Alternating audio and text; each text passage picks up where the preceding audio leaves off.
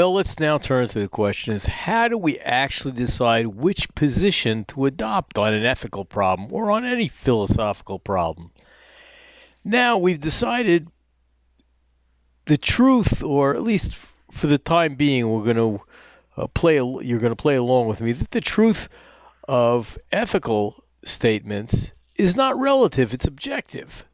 However, there is a problem with that because the question is how do we find out which ones are true and which ones aren't?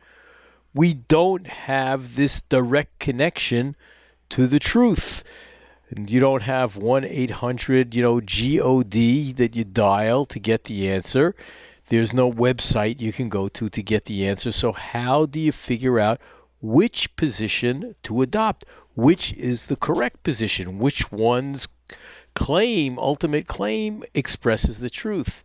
And what I'm going to suggest is the best that we can do, or what will point us into the right direction, is we need to analyze and evaluate the reasons supporting the positions or the claims that are being made, and we want to listen to the reasons on both sides of an issue. If there are more than two sides of the issue, we'd like to listen to analyze and evaluate the reasons on all of those sides.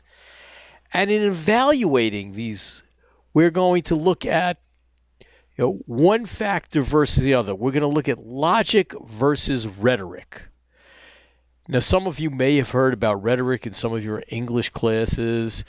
They talk about three characteristics of rhetoric, some of them being emotional, one of them actually being logic.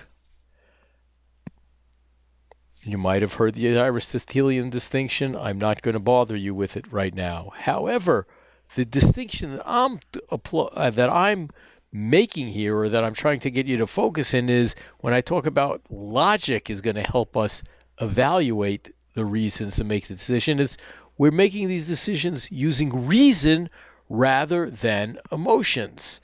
And this kind of makes some sense because I think everybody, if you look back at your experience, there have been plenty of times where your emotions have driven you in a certain direction.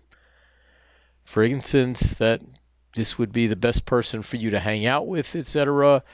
And you only later discovered that that was not a good idea at all.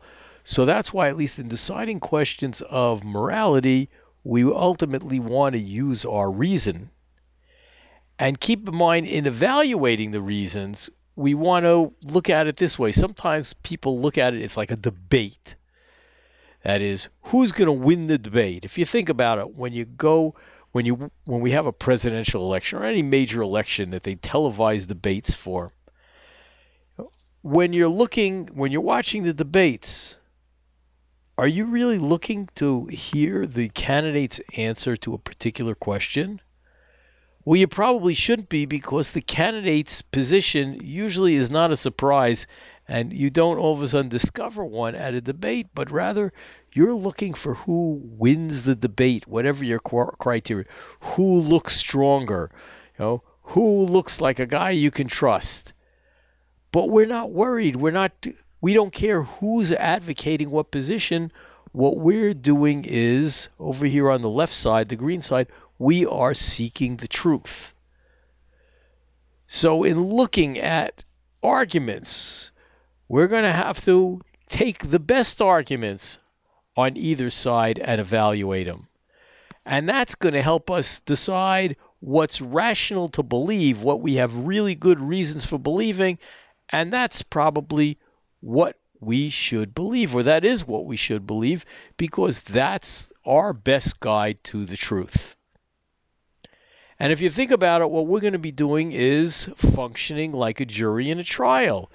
The two sides of in a particular case, each side has a lawyer. There are two sides on the case. Each side has a lawyer, and they're advocating for their position. They're giving the best arguments that they can, the best reasons they are why their side is correct. And you're going to have to function like a jury and make that decision. And that's why we're now going to spend some time in looking at how we go about analyzing reasons that people give for their positions. That is, like a jury, you're going to have to weigh evidence and come to a decision. And we're going to see that this is intimately tied, at least in my, not only my mind, in many philosophers' minds, that this is tightly tied to evaluation of arguments. That is, each side, if you think in trial, each lawyer is advocating, is giving an argument in favor of their position, a claim that the accused is guilty or not guilty. He did something and he's liable. He didn't. He's not liable for whatever reason. And that's what we're going to have to really look into, how we can seek the truth looking at arguments. So now we're going to turn to looking at arguments, and we're going to point out, I'm going to have you take a look at a couple of minutes of a Monty Python skit to sort of introduce you to how we don't want to evaluate arguments, but they also make some points about arguments that are worthwhile listening to.